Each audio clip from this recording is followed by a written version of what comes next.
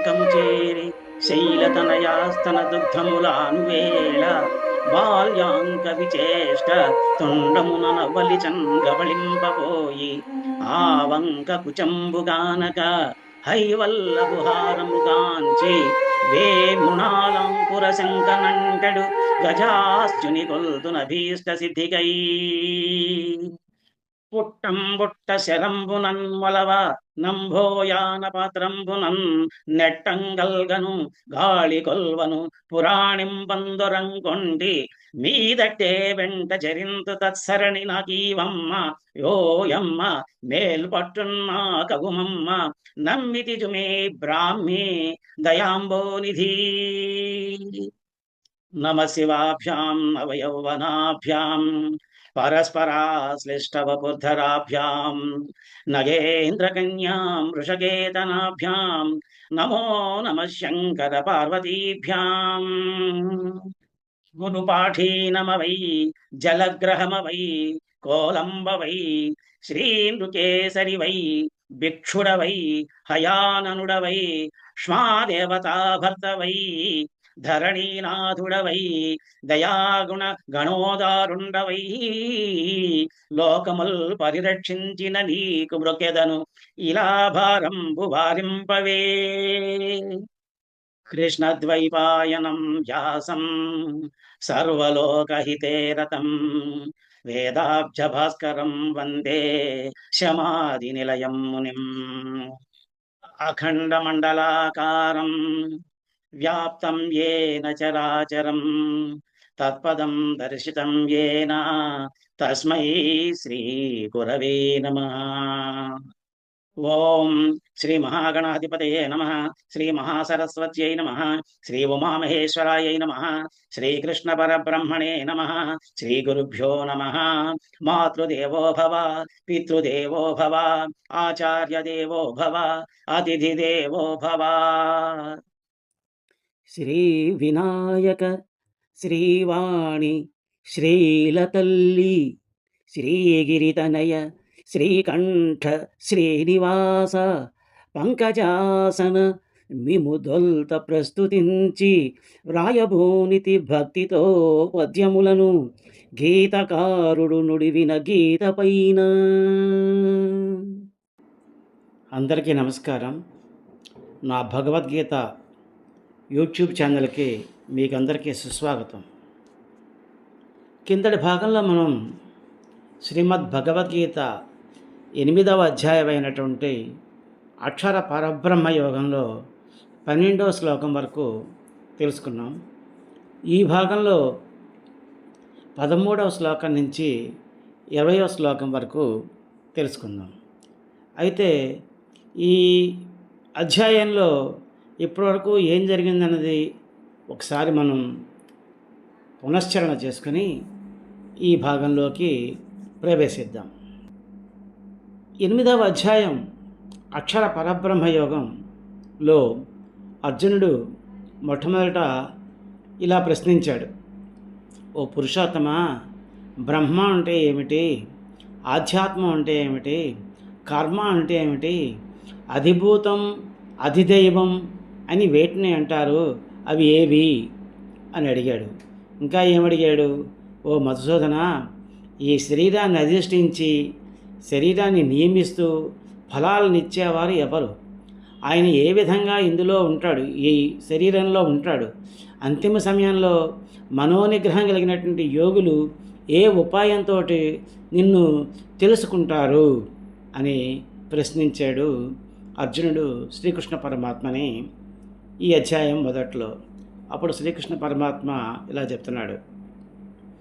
ఓ అర్జున, పరమమైనటువంటిది వినాశనము లేనటువంటి మూల కారణమే బ్రహ్మ అని చెప్పబడుతోంది. ప్రతి దేహంలో ఉండే జీవుడే అధ్యాత్మం అని చెప్పబడుతోంది. జీవుల యొక్క జన్మ స్థితికి కారణమయ్యి ద్రవ్య త్యాగ రూపమైనటువంటి యజ్ఞమే కర్మ అని చెప్పబడుతోంది. అర్జున, ఈ శరీరాలు నశించేవే, అలాంటి నశించే పదార్థాలన్నీ కూడాను, శరీరము మొదలైన నశించే పదార్థాలన్నీ కూడా అధిభూతం అంటారు. పురుషుడు అంటే నిజాంశ సంభూతులైనటువంటి అన్ని దేవతలకు అధిపతి, సూర్యమండల మధ్యవర్తి అయినటువంటి విరాట్ పురుషుడు, ఆ అధిదైవం, సమస్త దేవతల యొక్క అధిష్టాత.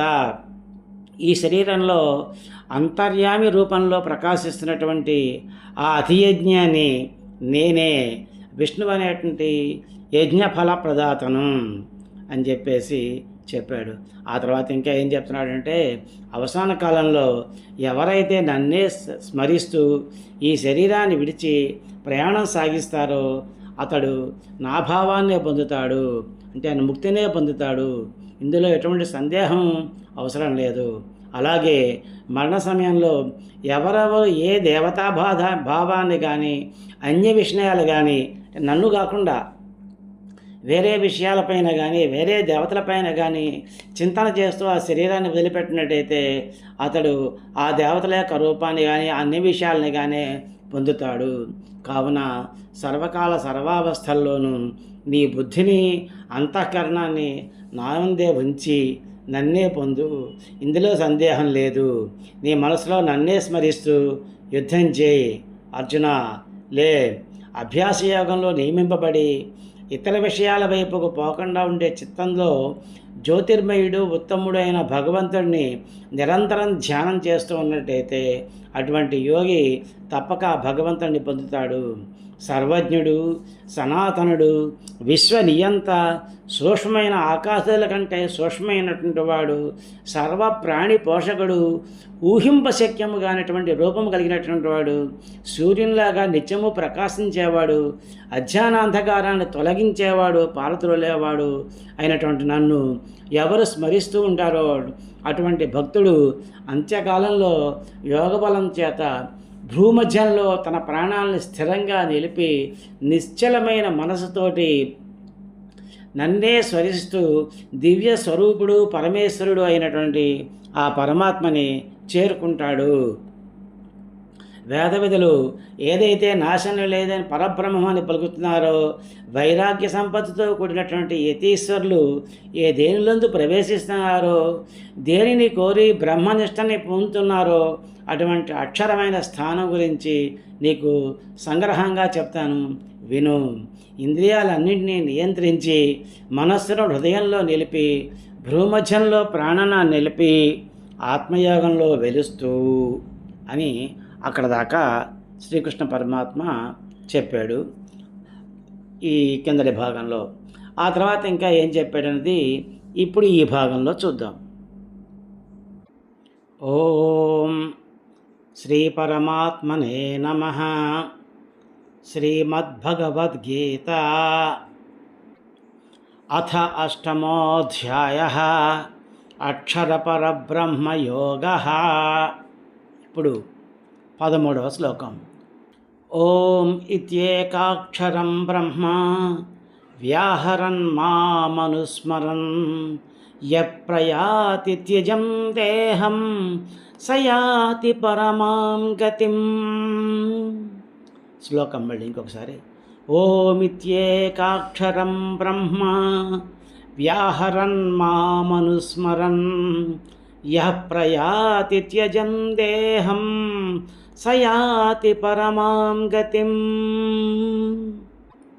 ఇప్పుడు ఈ శ్లోకానికి పదవిభాగం తెలుసుకుందాం. ఓం ఇతి ఏకాక్షరం బ్రహ్మ. ఓం ఇతి ఏకాక్షరం బ్రహ్మ అవుతుంది. వ్యాహరన్ మాం అనుస్మరన్, వ్యాహరన్ మాం అనుస్మరన్ అవుతుంది. యహ ప్రయాతే త్యజం దేహం సహ యాతి పరమాం గతిం. పదవిభాగం తెలుసుకున్నాం కదా. ఇప్పుడు ఈ పదాలకి అర్థాలు తెలుసుకుందాం. ఓం ఇతి అంటే ఓం అనేటువంటి ఏకాక్షరం బ్రహ్మ, ఆ ఏకాక్షర బ్రహ్మాని, ఒకే అక్షర బ్రహ్మాని వ్యాహరన్ ఉచ్చరిస్తూ, మాం నన్ను, అనుస్మరన్ స్మరిస్తూ, ఎవరు యహ ఎవరు ప్రయాతి ప్రయాణిస్తున్నాడో, ఎలా ప్రయాణించడం, త్యజం వదిలిపెట్టి, దేన్ని దేహం దేహాన్ని శరీరాన్ని వదిలిపెట్టి ఎవరైతే ప్రయాణిస్తున్నాడో ఓం అనేటువంటి ఏకాక్షర బ్రహ్మాన్ని ఉచ్చరిస్తూ నన్నే స్మరిస్తూ ఎవరైతే ఈ శరీరాన్ని వదిలిపెట్టి ప్రయాణం చేస్తున్నాడో సహా అతడు యాతి పొందుతున్నాడు. ఏం పొందుతున్నాడు? పరమాం ఉత్తమమైన గతిం మోక్షాన్ని. శ్రీకృష్ణ పరమాత్మ చెప్తున్నాడు. కింద భాగంలో చెప్పాడు కదా, ఇంద్రియాలన్నింటినీ నియంత్రించి 12వ శ్లోకంలో చెప్పినప్పుడు ఇంద్రియాలన్నింటినీ నియంత్రించి మనస్సుని హృదయంలో నిలిపి భ్రూమధ్యంలో ప్రాణాన్ని నిలిపి ఆత్మయోగంలో ఉంటూ ఓం అనేటువంటి ఏకాక్షర బ్రహ్మాన్ని ఉచ్చరిస్తూ నన్నే స్మరిస్తూ ఎవరు ఈ శరీరాన్ని వదిలిపెట్టేసి ఊర్ధ్వ ప్రయాణం చేస్తున్నాడో అతడు ఉత్తమమైన మోక్షాన్ని పొందుతాడు అని చెప్పేసి చెప్తున్నాడు అన్నమాట. ఇప్పుడు ఈ శ్లోకం పైన ఉన్నటువంటి పద్యాన్ని చూద్దాం. బ్రహ్మ పదమగునట్టి ఓం ప్రణవ పదము నెల్లనుచ్చరించుచు నన్ను తలచుకొనుచు తనువు నొదలేడి మనుజుడు తప్పకుండా ఉత్తమ మగు పరమపదముందు పార్థ. పద్యం మళ్ళీ ఇంకొకసారి. బ్రహ్మ పదమగునట్టి ఓం ప్రణవ పదము నెల్లనుచ్చరించుచు నన్ను తలచుకొనుచు తనువు నొదిలేడి మనుజుడు తప్పకుండా ఉత్తమమగు పరమపదముందు పార్థ. భావం: ఓం అనేటువంటి ఒకే అక్షరమైనటువంటి ఆ బ్రహ్మాన్ని ఉచ్చరిస్తూ నన్నే స్మరిస్తూ ఎవరు ఈ శరీరాన్ని వదిలిపెట్టి ఊర్ధ్వ ప్రయాణం చేస్తారో అతడు ఉత్తమమైనటువంటి మోక్షాన్ని పొందుతున్నాడు అని చెప్పేసి చెప్పాడు.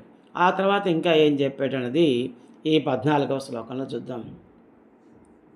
అనన్యచేతాః సతతం యో మాం స్మరతి నిత్యశః తస్యాహం సులభ పార్థ నిత్యయుక్తస్య యోగినః.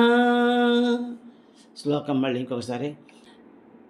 అనన్యచేతాః సతతం యో మాం స్మరతి నిత్యశః తస్యాహం సులభ పార్థ నిత్యయుక్తస్య యోగినః. ఈ శ్లోకం యొక్క పదవే భాగం తెలుసుకుందాం.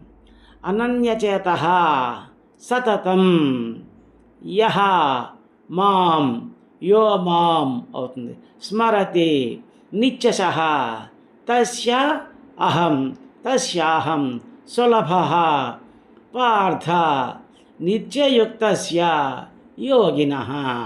ఇది ఈ శ్లోకం యొక్క పదవిభాగం. ఇప్పుడు ఈ పదాలకు అర్థాలు తెలుసుకుందాం.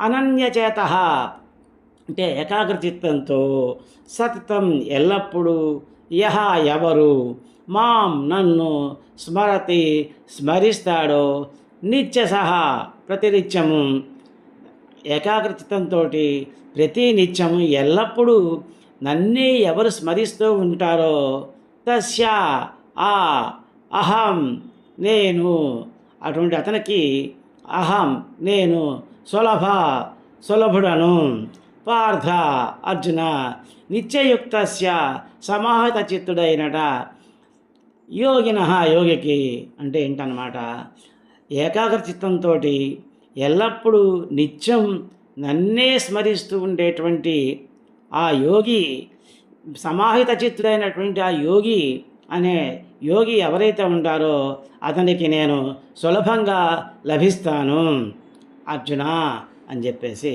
చెప్తున్నాడు. ఇప్పుడు ఈ శ్లోకం పైన ఉన్నటువంటి పద్యాన్ని చూద్దాం. అన్యము మనసు నుంచకనన్య చిత్తమునను నిత్యము వదలకను నన్ను తలచు నిత్య యోగికి నేను సన్నిహితుడగుదు సులభముగా నేను చిక్కుదు నరవరేణ్య. పద్యం మళ్ళీ ఇంకొకసారి. అన్యము మనసు నుంచకనన్య చిత్తమునను నిత్యము వదలకను నన్ను తలుచు నిత్య యోగికి నేను సన్నిహితుడగుదు సులభముగా నేను చిక్కుదు నరవరేణ్య. ఈ శ్లోకం యొక్క భావం: ఎవరు ఏకాగ్రచిత్తంతో ఎప్పుడూ యావజ్జీవితం నన్నే స్మరిస్తూ ఉంటాడో, యావజ్జీవితం నన్నే స్మరిస్తూ ఉంటాడో అట్టి సమాహిత చిత్రమైనటువంటి ఆ యోగికి నేను సులభంగా లభిస్తాను, దొరుకుతాను అని చెప్పేసి అది చెప్పాడనమాట. ఆ తర్వాత ఇంకా ఏం చెప్పాడన్నది ఈ 15వ శ్లోకంలో చూద్దాం. మాముపేత్య పునర్జన్మ దుఃఖాలయమశాశ్వతం నాప్నువంతి మహాత్మానః సంసిద్ధిం పరమాంగతాః. మాముపేత్య పునర్జన్మ దుఃఖాలయమశాశ్వతం నాప్నువంతి మహాత్మానః సంసిద్ధిం పరమాం గతాః. ఈ శ్లోకం యొక్క పద విభాగం తెలుసుకుందాం. మాముపేత్య పునర్జన్మ దుఃఖాలయం అశాశ్వతం, దుఃఖాలయం అశాశ్వతం అవుతుంది. నా అప్నువంతే మహాత్మనః సంసిద్ధిం పరమాం గతాః. ఇది ఈ శ్లోకం యొక్క పద విభాగం. ఇప్పుడు ఈ పదాలకి అర్థాలు తెలుసుకుందాం.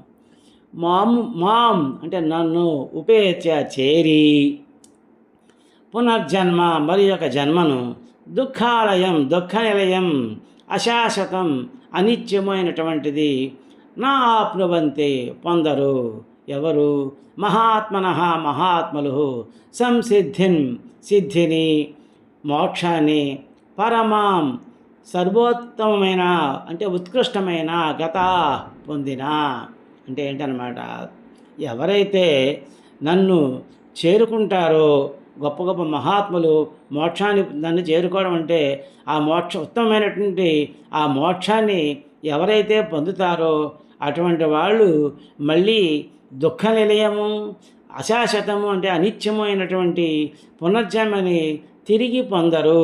అంటే వారు ఎప్పుడు నా దగ్గరే ఉంటారు. వారికి మోక్షం లభిస్తే మళ్ళీ వాళ్ళకి ఇంకా జన్మ అంటూ ఉండదు, మళ్ళీ వాళ్ళు జన్మించవలసినటువంటి అవసరం ఉండదు అని చెప్పేసి చెప్పాడనమాట. ఈ శ్లోకం పైన ఉన్నటువంటి పద్యాన్ని చూద్దాం ఇప్పుడు. మోక్ష మార్గమునందున ముక్తి నొంది నన్ను చేరిన యోగులు ఎన్నడేని నిత్య దుఃఖ నిలయము అనిత్యమైన జన్మనందంగజాలరీ జగతి పార్థ. పద్యం మళ్ళీ ఇంకొకసారి. మోక్ష మార్గమునందున ముక్తి నొంది నన్ను చేరిన యోగులు ఎన్నడేని నిత్య దుఃఖ నిలయముననిత్యమైన జన్మనందంగజాలరీ జగతి పార్థ. భావం: పరమసిద్ధిని అనగా మోక్షాన్ని పొందినటువంటి మహాత్ములు ఎవరైతే ఉంటారో వాళ్ళు నన్ను చేరుకున్న తర్వాత మళ్ళీ దుఃఖ నిలయము, అనిత్యము అంటే అశాశ్వతమైనటువంటి మళ్ళీ ఒక జన్మని ఇంకా పొందరు. అంటే పునర్జన్మ పొందేటువంటి లోకాల్లో వాళ్ళు ఉండరు, ఎప్పుడూ నా దగ్గరే ఉంటారు అని చెప్పేసి చెప్తున్నాడు అనమాట. ఆ తర్వాత ఇంకా ఏం చెప్పాడు అన్నది ఈ 16వ శ్లోకం చూద్దాం. ఆ బ్రహ్మభువనాల్లోకాః పునరావర్తినోऽర్జున మాముపేత్యతు కౌంతేయ పునర్జన్మ న విద్యతే. శ్లోకం మళ్ళీ ఇంకోసారి. ఆ బ్రహ్మభువనాల్లోకాః పునరావర్తినోऽర్జున మాముపేత్యతు కౌంతేయ పునర్జన్మ న విద్యతే. ఈ శ్లోకం యొక్క పద విభాగం చూద్దాం. ఆ బ్రహ్మభువనాత్ లోకాః, ఆ బ్రహ్మభువనాల్లోకాః అవుతుంది. పునరావర్తినః అర్జున, పునరావర్తినో అర్జున అవుతుంది. మాం ఉపేత్య తు, మాముపేత్యతు కౌంతేయ పునర్జన్మ న విద్యతే. ఇది ఈ శ్లోకం యొక్క పద విభాగం. ఇప్పుడు ఈ పదాలకి అర్థాలు తెలుసుకుందాం. ఆ బ్రహ్మభువనాత్ అంటే భూలోకం నుంచి బ్రహ్మలోకం వరకు ఉన్నటువంటి లోకాః లోకాలన్నీ, పునరావర్తినః పునరావృతితో కూడినవి అంటే భూలోకం నుంచి బ్రహ్మలోకం వరకు కూడాను ఈ లోకాల్లో ఎవరైతే పుణ్యాత్ములు చేరుకుంటూ ఉంటారో వాళ్ళు మరీ తిరిగి ఈ భూలోకంలో జన్మించవలసి వస్తుంది. అర్జున అర్జున అవన్నీ పునరావృతితో కూడినవి. అంటే ఆ లోకాలకు వెళ్ళిన వాళ్ళకి జనన మరణ చక్రం నడుస్తూనే ఉంటుంది. అంటే వారికి మోక్షం కాదు, మోక్షం రాదు. కొంతకాలం అక్కడ ఉంటారు, వాళ్ళ పుణ్యకాలాలు అయిపోయే వరకు. తర్వాత మళ్ళీ తిరిగి వెనక్కి వస్తారు, భూలోకంలో జన్మిస్తూ ఉంటారు. అర్జున అర్జున మాం నన్ను ఉపేత్య పొందిన తు కానీ కౌంతేయ అర్జున పునర్జన్మ మరి ఒక జన్మ న విద్యతే. కానీ అర్జున, ఎవరైతే నన్నే చేరుకుంటారో, నా లోకానికి ఎవరైతే చేరతారో వాళ్ళకి పునర్జన్మ ఉండదు. బ్రహ్మలోకం వరకు ఉన్నటువంటి అన్ని లోకాల్లోకి ఏ లోకంలోకి చేరినా కానీ వాళ్ళు మళ్ళీ తిరిగి ఈ లోకాల్లో తిరిగి జన్మించాల్సిందే. జనన మరణ చక్రాన్ని వాళ్ళు తప్పించుకోలేరు. కానీ నా లోకాన్ని పొందినవారు, నన్ను పొందిన వాళ్ళు మళ్ళీ తిరిగి జన్మించవలసిన అవసరం వాళ్ళకి ఉండదు అని చెప్పేసి చెప్పాడు. ఇప్పుడు ఈ శ్లోకం పైనటువంటి పద్యములు చూద్దాము.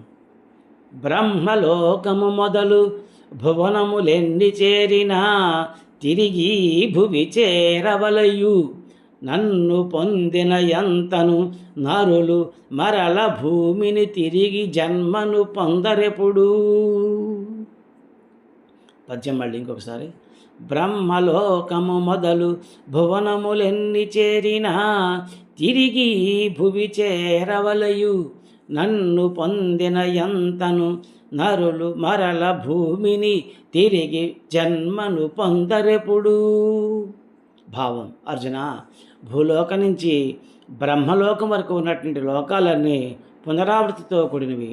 కానీ నన్ను పొందిన వారికి మాత్రం మరొక జన్మ ఉండదు. నా లోకానికి వచ్చిన వాళ్ళకి మాత్రం మరొక జన్మ లేదు అని చెప్పేసి చెప్పాడు. ఆ తర్వాత ఇంకా ఏం చెప్పాడు అన్నది ఈ 17వ శ్లోకంలో చూద్దాం. సహస్రయుగ పర్యంతం అహర్యద్బ్రహ్మణో విదుః, రాత్రిం యుగ సహస్రాంతాం తేహోరాత్ర విదో జనాః. శ్లోకం మళ్ళీ ఇంకొకసారి. సహస్రయుగ పర్యంతం అహర్యద్బ్రహ్మణో విదుః, రాత్రిం యుగ సహస్రాంతాం తేహోరాత్ర విదో జనాః. ఇప్పుడు ఈ శ్లోకం యొక్క పదవిభాగం తెలుసుకుందాం. సహస్రయుగ పర్యంతం అహా యత్ బ్రహ్మణః విదుః, అహర్యద్ బ్రహ్మణో విదుః అవుతుంది. రాత్రిం యుగ సహస్ర అంతాం, రాత్రిం యుగ సహస్రాంతాం తే అహ రాత్ర విదః, తేహో రాత్ర విదో అవుతుంది. జనాః యోగులు. ఇది ఈ పద విభాగం. ఇప్పుడు ఈ పదాలకి అర్థాలు తెలుసుకుందాం. సహస్రయుగ పర్యంతం అంటే 1000 యుగాల పరిమితి కలిగిన దానిగాను, ఆహా పగలును, యత్ ఏది, బ్రహ్మణ బ్రహ్మకు, విదుః గ్రహిస్తారు, రాత్రిం రాత్రిని, యుగ సహస్ర అంతాం 1000 యుగముల పరిమితి గల దానిగాను, తే ఆ అహరాత్ర విదః రాత్రి పగలు పరిణామం ఎరిగిన వారై, జనాః యోగులు. అంటే ఏంటన్నమాట, యోగులందరూ ఏమని తెలుసుకుంటారు? 1000 యుగాల పరిమితి కలిగినటువంటి కాలం బ్రహ్మదేవునికి పగలగాను, మళ్ళీ అంతే అంటే మళ్ళీ 1000 యుగాల పరిమితి కలిగినటువంటి కాలం ఏదైతే ఉంటుందో అది రాత్రిగాను ఎరిగిన వాళ్ళే యోగులు. అటువంటి బ్రహ్మకి రాత్రిగాను ఎవరైతే తెలుసుకోగలుగుతారో వాళ్ళే యోగులు అని చెప్పేసి చెప్తున్నాడు అన్నమాట. ఇప్పుడు ఈ శ్లోకం పైన ఉన్నటువంటి పద్యాన్ని చూద్దాం. యుగములౌ 1000 బ్రహ్మకు పగలు యగును, యుగములౌ 1000 రాత్రిగా నొప్పుచుండు, పగలు రాత్రులు తెలిసిన వారలెల్ల యోగి జనులగు చుందురు యుక్తిగాను. పద్యం మళ్ళీ ఇంకొకసారి. యుగములహు వేయి బ్రహ్మకు పగలు యగును, యుగములహు వేయి రాత్రిగానొప్పుచుండు, పగలు రాత్రులు తెలిసిన వారలెల్ల యోగి జనులగు చుందురు యుక్తిగాను.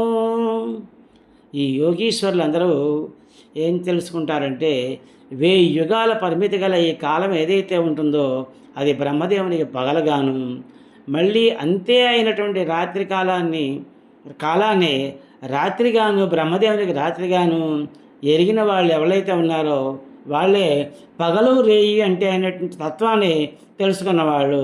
అంతేగాని భూలోకంలో జరిగేటువంటి సూర్యచంద్రుల కాలగమనాన్ని బట్టి ఇది పగలు ఇది రాత్రి అని ఎవరైతే తెలుసుకుంటారో వాళ్ళు అల్పజ్ఞులు. బ్రహ్మదేవుని యొక్క పగలు రాత్రి గురించి తెలిసిన వాళ్ళు మాత్రమే యోగులు అని చెప్పేసి శ్రీకృష్ణ పరమాత్మ ఈ శ్లోకంలో చెప్తున్నాడు. ఆ తర్వాత ఇంకా ఏం చెప్పాడు అన్నది ఈ 18వ శ్లోకంలో చూద్దాం. అవ్యక్తాద్వ్యక్తయః సర్వా ప్రభవంచ హరాగమే రాత్యాగమే ప్రలీయంతే తత్రైవావ్యక్త సంజ్ఞకే. శ్లోకం మళ్ళీ ఇంకొకసారి. అవ్యక్తాద్వ్యక్తయః సర్వాః ప్రభవంచ హరాగమే రాత్ర్యాగమే ప్రలీయంతే తత్రైవావ్యక్త సంజ్ఞకే. ఈ శ్లోకం యొక్క పదవిభాగం. అవ్యక్తాత్ వ్యక్తయః, అవ్యక్తాద్వ్యక్తయః సర్వాః ప్రభవంతి అహరాగమే ప్రభవంత్యహరాగమే రాత్ర్యాగమే ప్రలీయంతే తత్ర ఏవ అవ్యక్త సంజ్ఞకే తత్రైవావ్యక్త సంజ్ఞకే అవుతుంది. ఇప్పుడు ఈ పద విభాగం తెలుసుకున్నాం కదా, ఈ పదాలన్నిటికీ అర్థాలు తెలుసుకుందాం.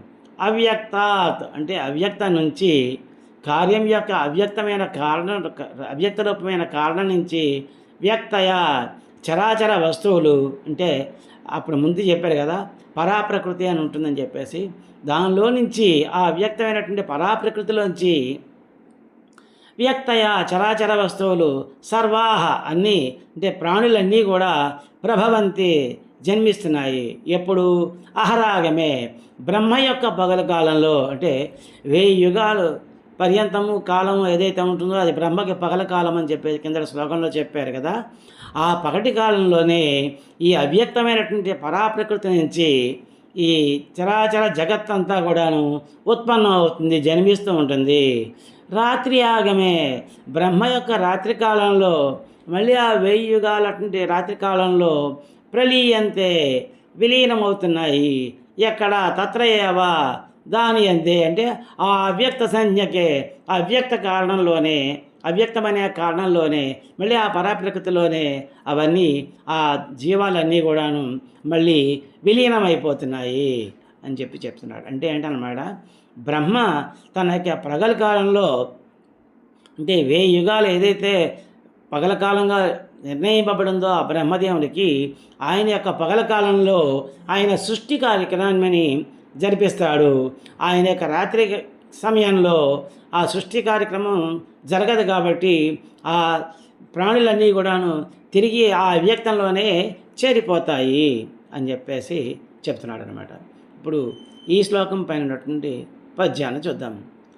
బ్రహ్మకు పగలౌ కాలాన ప్రభవమందు వ్యక్తములు స్థావరాదుల వ్యక్త ప్రకృతి నుండి యవి ఎన్ని రాత్రి అయినంత నడగు నట్టి అవ్యక్త ప్రకృతిలో నరవరేణ్య. పద్యం మళ్ళీ ఇంకొకసారి. బ్రహ్మకు పగలౌ కాలాన ప్రభవమందు వ్యక్తములు స్థావరాదుల వ్యక్త ప్రకృతి నుండి యవి ఎన్ని రాత్రి అయినంత నడగు నట్టి అవ్యక్త ప్రకృతిలో నరవరేణ్య. ఈ శ్లోకం యొక్క భావం. బ్రహ్మ యొక్క పగలు ప్రారంభం కాగానే ఈ చరాచర జగత్తంతా అవ్యక్తం నుంచి జన్మిస్తుంది. రాత్రి ఇవ్వగానే మళ్ళీ ఆ అవ్యక్త కారణంలోనే అంతా ఈ చరాచర జగత్తంతా కూడాను లయమైపోతుంది అని చెప్పేసి ఈ శ్లోకం యొక్క భావం. ఆ తర్వాత ఇంకా ఏం చెప్పాడు అన్నది ఈ 19వ శ్లోకంలో చూద్దాం. భూతగ్రామః స ఏవాయం భూత్వా భూత్వా ప్రలీయతే రాత్ర్యాగమే వశః పార్థ ప్రభవత్యహరాగమే. శ్లోకం మళ్ళీ ఇంకొకసారి. భూతగ్రామః స ఏవాయం భూత్వా భూత్వా ప్రలీయతే రాత్ర్యాగమే వశః పార్థ ప్రభవత్యహరాగమే. ఈ శ్లోకం యొక్క పద విభాగం తెలుసుకుందాం. భూతగ్రామః స ఏవ అయం భూత్వా భూత్వా ప్రలీయతే రాత్ర్యాగమే అవశః రాత్ర్యాగమే వశః పార్థ ప్రభవతి అహరాగమే ప్రభవత్యహరాగమే. ఇది ఈ శ్లోకం యొక్క పద విభాగం. ఇప్పుడు ఈ పదాలకి అర్థాలు తెలుసుకుందాం. భూతగ్రామః అంటే ప్రాణి సమూహం ఏదైతే ఉందో సహా ఏవ పూర్వం ఉన్నటువంటి అంటే ఎప్పుడైతే ఒకసారి పుట్టినటువంటి ప్రాణి సమూహం ఏదైతే ఉందో అయం ఈ ప్రాణి సమూహం భూత్వా భూత్వా మరల పుట్టి ప్రలీయతే లయమవుతోంది. ఎప్పుడు రాత్ర్యాగమే బ్రహ్మకు రాత్రి అయినప్పుడు. ఏదైతే ప్రాణి సమూహం అయితే ఉందో పూర్వం నుంచి ఉన్నటువంటి ఆ ప్రాణి సమూహం ఏదైతే ఉందో ఆ ప్రాణి సమూహం ఏదైతే ఉంటుందో అది బ్రహ్మకి పగలైనప్పుడు పుడుతూ ఉంటుంది. మళ్ళీ బ్రహ్మకి రాత్రి అయినప్పుడు మరలా ప్రలీయతే లయమైపోతూ ఉంటుంది. రాత్రి ఆగమే బ్రహ్మకు రాత్రి అయినప్పుడు అవశః తమ కర్మలకు అధీనమై. ఎందుకని? వాడి యొక్క ఆ ప్రాణి సమూహం చేస్తున్నటువంటి వాళ్ళ యొక్క కర్మల యొక్క ఫలితాన్ని అనుభవించడం కోసం అలా జరుగుతూ ఉంటుంది. పార్థ అర్జున ప్రభవతి ఉత్పన్నమవుతోంది. అహరాగమే బ్రహ్మకు పగలైనప్పుడు మళ్ళీ ఆ ప్రాణి సమూహమే ఏవైతే ఉన్నాయో ప్రాణులు ఉన్నాయో ఆ ప్రాణులే ఏవైతే ముక్తిని పొందని ప్రాణులు అయితే ఉన్నాయో ఆ ప్రాణులన్నీ ఏమవుతాయి? బ్రహ్మ యొక్క పగల కాలంలో పుడుతూ ఉంటాయి. మళ్ళీ పుడుతూ ఉంటాయి. అలాగే రాత్రికాలంలో మళ్ళీ లయమవుతూ ఉంటాయి అని చెప్పేసి చెప్తున్నాడు అనమాట. ఇప్పుడు ఈ శ్లోకం పైనటువంటి పద్యాన్ని చూద్దాం. భూతములవియన్ని భువిలో పుట్టుచుండు లయమగుచుండును తిరిగి రాతిరవగా పుట్టుచుండు మరి పగలు పొడముగానే ప్రాణులు స్వతంత్రములేని వగుట విజయ. పద్యం మళ్ళీ ఇంకొకసారి. భూతములవియన్ని భువిలో పుట్టుచుండు లయమగుచుండును తిరిగి రాతిరవగా పుట్టుచుండు మరి పగలు పడమగానే ప్రాణులు స్వతంత్రములేని వగుట విజయ. అర్జున భావం. అర్జున పూర్వకల్పంలో ఉన్నటువంటి ఆ ప్రాణి సమూహమే మరలా పుడుతూ బ్రహ్మకు రాత్రి అయిన వెంటనే లయమవుతున్నాయి. మళ్ళీ బ్రహ్మకు పగలగానే అవి తమ కర్మలకి లోనై మళ్ళీ పుడుతున్నాయి, మళ్ళీ జన్మిస్తున్నాయి అని చెప్పేసి చెప్తున్నాడు. ఆ తర్వాత ఇంకా ఏం చెప్పాడు అన్నది ఈ 20వ శ్లోకంలో చూద్దాం.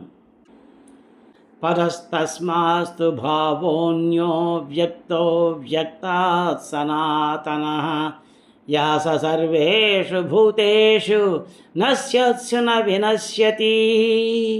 శ్లోకం మళ్ళీ ఇంకొకసారి. పరస్తస్మాస్తు భావోన్యో వ్యక్తో వ్యక్తాత్ సనాతనః యాస సర్వేషు భూతేషు నశ్యస్య న వినశ్యతి. ఈ శ్లోకం యొక్క పదవిభాగం తెలుసుకుందాం. పరః తస్మాత్ తు భావః అన్యః అవ్యక్తః అవ్యక్తాత్ సనాతనః. పరస్తస్మాస్తు భావో అన్యో వ్యక్తో వ్యక్త సనాతనః. వ్యక్తా సనాతనః అవుతుంది. యః సహ సర్వేషు భూతేషు నశ్యస్యు న వినశ్యతి. ఇది ఈ శ్లోకం యొక్క పద విభాగం తెలుసుకున్నాం కదా. ఇప్పుడు ఈ పదాలకి అర్థాలు తెలుసుకుందాం. పరహ వేరైనా, తస్మాత్ ఆ తు కానీ, భావ బ్రహ్మస్వరూపం, అన్య మరొక, అవ్యక్త ఇంద్రియ అగోచరము, అవ్యక్తాత్ ప్రజాపతి నిద్రారూపమైన అవ్యక్తం కంటే సనాతన అనాది అయినటువంటి యహ ఏ సహ అది సర్వేషు భూతాషు సమస్త భూతాలు నశ్యస్సు నశించినప్పటికీ న వినశ్యతి వినాశం పొందదు.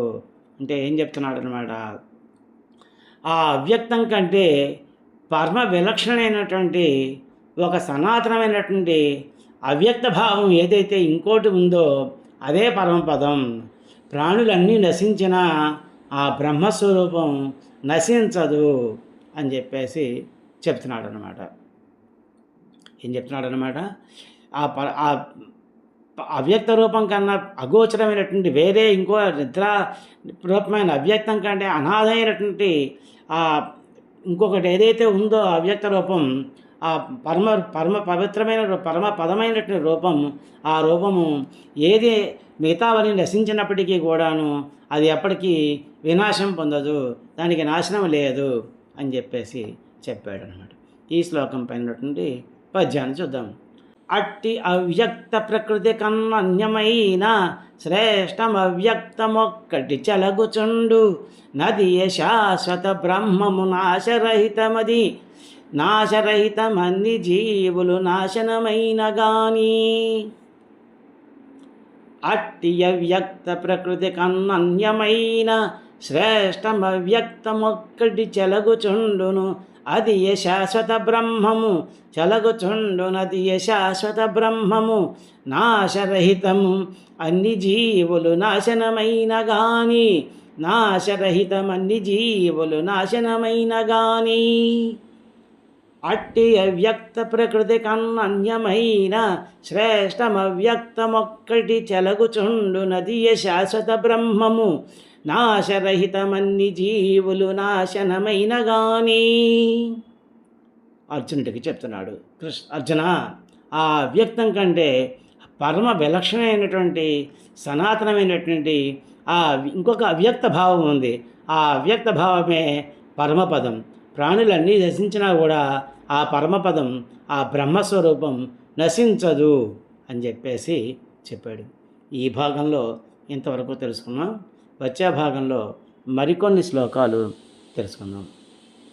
హరి ఓం తత్సత్. ఓం యతస్సర్వం శ్రీ పరబ్రహ్మార్పణమస్తు. గీతాశాస్త్రమిదం పుణ్యం యః పఠేః ప్రయతః పుమాన్ విష్ణోః పదమవాప్నోతి భయశోకాదివర్జితః. ఈ గీతాశాస్త్రాన్ని ఎవరు పఠిస్తారో వారు భయము శోకము లేకుండా విష్ణు సాయుధ్యమును పొందుతారు. అసతోమా సద్గమయ తమసోమా జ్యోతిర్గమయ మృత్యోర్మా అమృతంగమయ. ఓం శాంతి శాంతి శాంతి. ఓం యదక్షరపదభ్రష్టం మాత్రాహీనం చ యద్భవేత్ తత్సర్వం క్షమ్యతాం దేవా నారాయణ నమోస్తుతే. విసర్గబిందు మాత్రాని పదపాదాక్షరాణి చ న్యూనాని చాతిరిక్తాని క్షమస్వ పురుషోత్తమా. కాయేన వాచా మనసేంద్రియైర్వా బుద్ధ్యాత్మనా వా ప్రకృతే స్వభావాత్ కరోమి యజ్జత్ సకలం పరస్మై నారాయణాయైతి సమర్పయామి. శ్రీమన్నారాయణాయైతి సమర్పయామి. సర్వే భవంతి సుఖినః సర్వే సంతు నిరామయాః సర్వే భద్రాణి పశ్యంతు మా కశ్చిత్ దుఃఖభాగ్ భవేత్. శ్రియః కాంతాయ కళ్యాణ నిధయే నిధయేర్థినాం శ్రీ వెంకట నివాసాయ శ్రీనివాసాయ మంగళం. మంగళం కోసలేంద్రాయ మహనీయ గుణాత్మనే చక్రవర్తి తనూజాయ సార్వభౌమాయ మంగళం. ఉమాకాంతాయ కాంతాయ కామితార్థప్రదాయినే శ్రీగిరీశాయ దేవాయ మల్లినాథాయ మంగళం. ఓం ఏతత్సర్వం శ్రీహరిహర పరబ్రహ్మార్పణమస్తు.